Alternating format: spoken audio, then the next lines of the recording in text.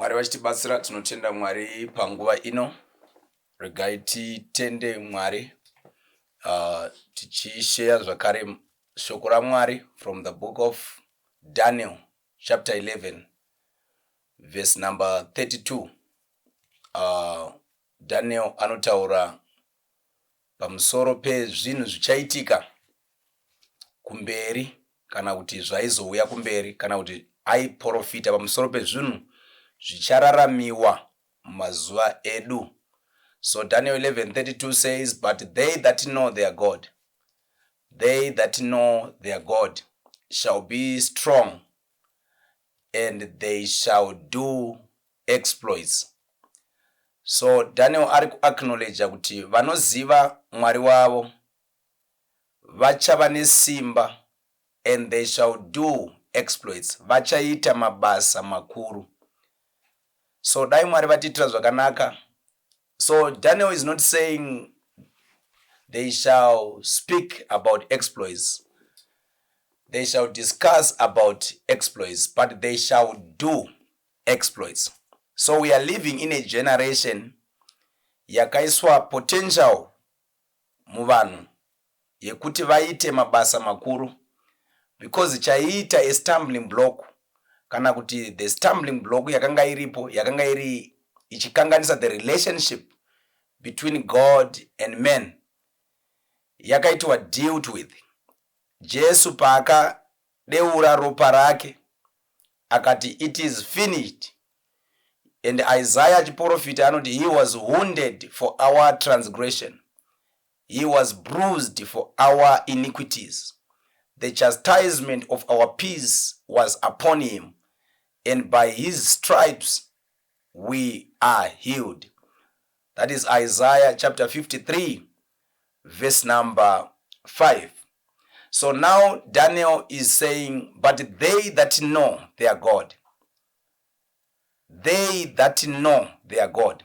So Daniel ari kubudisa nyaya yekuti unatsoziva Mwari. Zvakakosha, my brother, my sister, to know your God. Zvakakosha kuti unge uchiziva Mwari, simba rake. Don't compare him to anyone. Don't compare him to any human being. But you must know that he is God. Psalms 46 verse number 10. Be still and know that I am God. I shall be exalted among the nations. I shall be exalted on earth. So you must know his power. You must know his abilities. Unofana kuziva kuti Mwari avari is omnipotent, omnipresent and omniscient. Saka ukaziva izvozvo zvinokubatsira, and you shall be strong because of that knowledge. Nekuti wakuziva zvichakupa boldness. Ndosaka Bible ichiti the righteous are bold as a lion. So dai Mwari vatibatsira, dai Mwari vatikomborera. So zvichakupa simba rekuva ne faith iri strong, because uri kuziva Mwari waunonamata. You know your God. Zvichakupa simba rekupinda rekuita zvakaita Daniel mugomba reshumba, Shadrach, Meshach and Abednego mugomba remoto. Mwari wedu haasi historical. Ndi Mwari arikuda kutozviratidza even in our day. And you must know that. Unofana kuzviziva kuti simba raMwari richiri kuonekwa even nhasi. But nyaya iri kudiwa requirement, you need to believe, you need to know your God. You need to be sincere when you approach God. You must show God kuti ndiri kutoda that. You must desperately call for your God kuti Mwari vapindure. So tiri kuti isusu vanoziva ichiprofita chapiwa ichi, vanoziva Mwari wavo mazuva iwayo vachava nesimba, vachaita mabasa makuru. Zvabva zvandirangaridza the story yandaiverenga about Reverend William Marion Branham.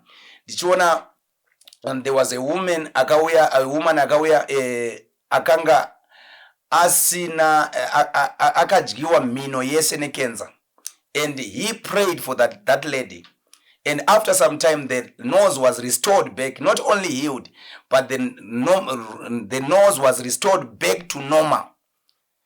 Indinofunga sekuti kana tichiseva Mwari tinofana kuziva kuti our God, with God nothing is impossible. Hakuna chinonzi chakaomera Mwari. But you are living in a generation yevanhu vakava exposed kuzvinhu zviri false, kuzvinhu zvisiri real, zvekuti vakufunga zvokuti Mwari izvo havagoni, izvo havagoni, izvo vanodai kana Mwari havaiti izvo, because vakakura muidolatry yekuti tinonamata muzvinhu zvokuti taifunga kuti ndimwari, tiri kunamata Mwari, but we are worshiping other things.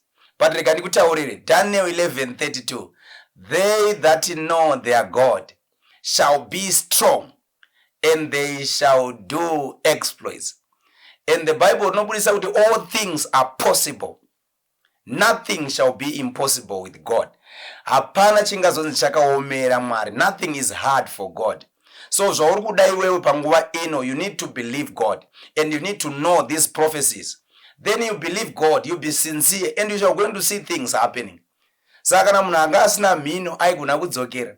Umwe munhu akatouya muprayer line when Prophet Branham was prayed for that person. Akanga asina ari blind, not only blind, but akanga astorina even the eyeballs. Akanga achingori ne maburi pamaziso apo. But then the prophet of God prayed for that person, and God created the new eyeballs, the new eyes, new set of eyes for the person. With God, all things are possible. Rega ndikutaurire hama yangu, uri kudhauta, maybe you are in a situation yauri kudhauta kuti ndichabuda here pasituation iyi. Maybe wakataurwa nadokta kuti une cancer, maybe wakataurwa nadokta kuti aiwa chirwere chako hachirapiki. Ndezvevanhu zvavanotaura kuti hazvirapiki. But with God, all things are possible. So hakuna chirwere chinonzi naMwari hachirapike. But ndikuti inini chiri kudiwa is for you to believe God and to trust God and to take him at his word. Wozoti kana Mwari vataura, God will never fail. But nyaya yekuti isusu we limit God. Unoona munhu achitaura kuti God can do this, but God cannot do this. Mwari havagoni kuita izvo. Which God are you speaking of?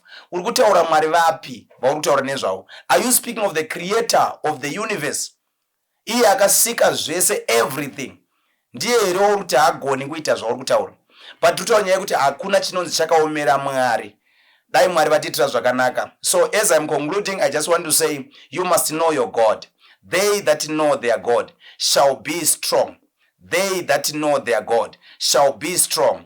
Not only to be strong, but they shall do great exploits. God bless you.